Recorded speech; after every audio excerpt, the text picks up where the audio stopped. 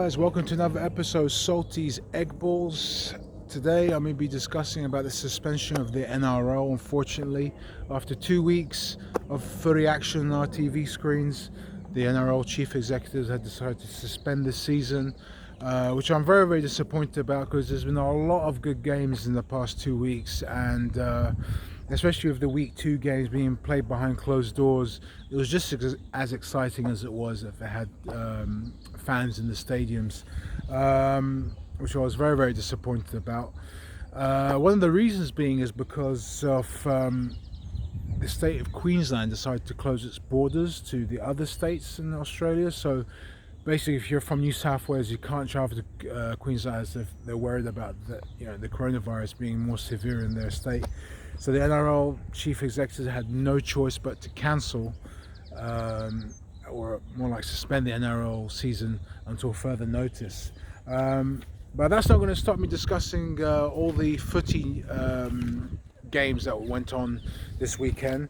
Starting off with Thursday night's game between the Bulldogs and the Cowboys. The Cowboys winning 24-16. Tamalolo had a beast of a game. Every time he was running up the ball, the Bulldogs they didn't have like a plan B to stop him. He is probably one of the best players in the NRL. Absolute giant of a player, and quick too for a guy of his size and his height. He is dynamically quick. He's just an absolute bowling ball. Was very, very impressive, and the Bulldogs didn't quite have a plan B how to counter the Cowboys. Even though the score doesn't say so, but I think the Cowboys pretty much deserve their victory, to be honest. One player I would like to talk about is probably Valentine Holmes, the fullback for the Cowboys.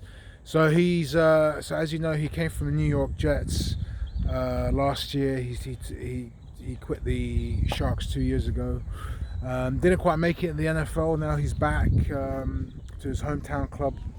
But there's been moments, not only in this game, but even in week one's game as well, where he's been dropping the ball.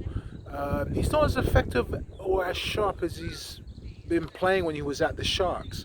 There was a moment even in this game against the Bulldogs where he caught the ball and then it slipped, which is very rare. Valentine Holmes would be the last person you think he'll do that. The ball slipped through his hands and then allowed the Bulldog player to go and score a try. And he's obviously not adjusting to life quite easily back into the NRL. Considering now the season's suspended, he's got a lot of time to try and work on his catching game a little bit.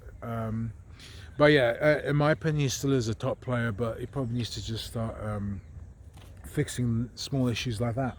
The other game, which in my opinion was my favourite game of the week, was the St. Illawarra Dragons playing against Penrith Panthers.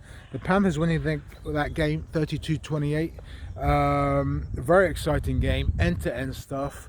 The Dragons look very, very impressive in this game. They were just unlucky that Penrith managed to get the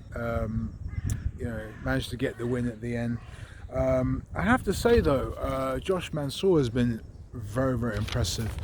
He's looked like a very sharp player. His kicking game is really good. He's just an absolute nuisance for opposition teams to play against. And the Panthers also came off a very, very impressive win against the Roosters in week 1. And I like what the Penrith Panthers are doing. They're playing with their tails up. They're coming into the season with a lot of confidence. There's a lot of connectivity in the team. There's a lot of gelling involved, and I think a lot of their players are on the same page. So yeah, really, really unlucky for the Dragons, but the Panthers winning that game 28-32. Friday night game was between Brisbane Broncos and the Souths. So the Broncos winning that game 22-18. Brisbane have had a great start to the season. They had a very impressive win on the road against Townsville. I think their players are Fifita, Payne Haas and Milford that trio there they have been really dynamic for them, and I think these are the three key players, and they've really switched on this year, and they really look like the old Brisbane Broncos of like 6 years ago under Wayne Bennett. Fast tempo, quick off the ruck, not giving the chance for defenses to think what they've been doing. That's the old Brisbane Broncos that we all know. Of what they're capable of, and what I saw the last two games, especially this game against the Bunnies, they are playing like that. They are playing like this quick, high tempo, Queensland kind of like style footy, and the Broncos were very, very good. Fafita is an absolute beast. Haas, a powerful player. Milford, there was a time actually Milford, he you think to yourself, something like Latrell Mitchell will be faster than Milford, but the way Milford sidestepped him to score that try, I think it was in the first half, he just burnt Latrell Mitchell, and just like, whew, this is a serious team right here. And a very impressive victory for the Broncos. The Bunnies, however, there is moments where they look pretty good as a team, but I'm just not quite convinced of having that Latrell Mitchell as your fullback. I think he's probably more effective as a centre. I think when he was playing at the Roosters, he was really proving to be more of a effective player in your team if he plays in the centre rather as a fullback. There was moments where he was good as a fullback, but what I saw, what Milford did to him, I was just like, ooh. Man, yeah, he's not quick enough, which is quite surprising. So, not good news for the Bunnies, but the Brisbane Broncos, they're looking really like a solid team. On to Saturday's game. So the Canberra Raiders winning against the Warriors 26. No surprises there. The Raiders are just a very strong, physical, solid team. The Warriors, well, let's be honest, we weren't ever going to see Canberra losing to them, especially with now New Zealand can't go and play home games because of the whole travel flight ban into New Zealand. So the Warriors had to play up in the Gold Coast, so it was in a neutral ground really, so no home support for them, but the Raiders managed to win that game quite easily. Other Saturday game was between my Roosters and Manly. Manly have been really impressive. They've been very good. Roosters, there was a moment where Keary should have scored a try. He went past the sticks and the ball slipped from his hand. All he had to do is just literally tap the ball on the ground and then it was a try. It didn't happen. The ball slipped. The ref saw it. No try. The Roosters haven't been as effective, to be fair. They've been playing very high tempo footy, but they just haven't. The past two games has been pretty low scoring for them, which is highly. It's very weird actually for the Roosters not to be scoring more than 15 points a game, but yeah, they didn't get the job done. All credit to Manly though; they played very well. My man of the match in that game was John Trbojevic, the fullback for the Sea Eagles. He is an absolute beast of a player. Very fast, tall, physical, quick.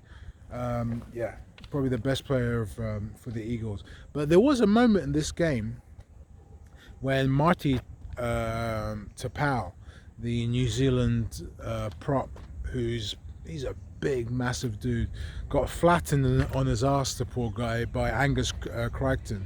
Angus Crichton came and just like, boom, shouldered him, went to the ground, and then like, whoa. Yeah, that's not every day that you see Marty getting flattened on his ass on the floor like he did. Credit to Manly though. They got the job done, something the Roosters didn't manage to do. Night game was between the Cronulla Sharks and the Melbourne Storm. Melbourne Storm winning this game 12-10. The game was being played in Cronulla. This was a very, very nice game to watch. It was low scoring, don't get me wrong, very low scoring game, but it was so exciting. It was end-to-end stuff. It was physical, it was tough, it was hard, it was dirty. It was just like there was no stoppages in the game. It was keep going, and both teams showed maximum effort. But the Storm, there was a moment where the Sharks should have won the game at the end, but the Storm managed to get the job done, winning the game by 2 points. This is also Morris's last game for the Sharks, and before he makes the switch to the Roosters. A lot of people were criticizing the Sharks, saying the Sharks are going to be like, they're not going to be doing well this season. They're going to be struggling.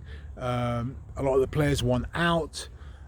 To be fair, from the last two performances I was seeing from week 1 and week 2, I mean, I know they've lost both games, but they lost both games by a margin, and they've been very, very unlucky.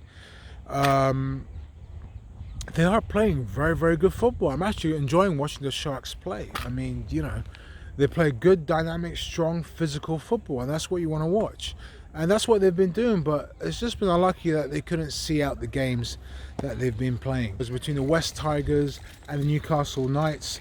The Newcastle Knights winning that game 42-24. Cedric Lee, the winger for the Knights, has been really, really impressive in this game. He's a big dude, really tall dude, fast dude. He jumps. I haven't seen a guy jump like he can in the NRL. Every ball that comes in his way, he catches it like a wide receiver in the NFL. Very fast player, was very impressive in this game. He was calling West Tigers all problem. Another shout out, of course, goes to Kalen Ponga, who again is proving to be one of the best players in the NRL too. The West Tigers had a pretty decent first half, but it's just in the second half the pressure from the Knights got too much to them, and obviously the Knights managed to have the upper hand in the game, winning the game 42-24. Sunday's game was between the Parramatta Eels and the Gold Coast Titans. It was an absolute whipping from the Eels on the Titans. The Eels winning that game 46-6, sorry.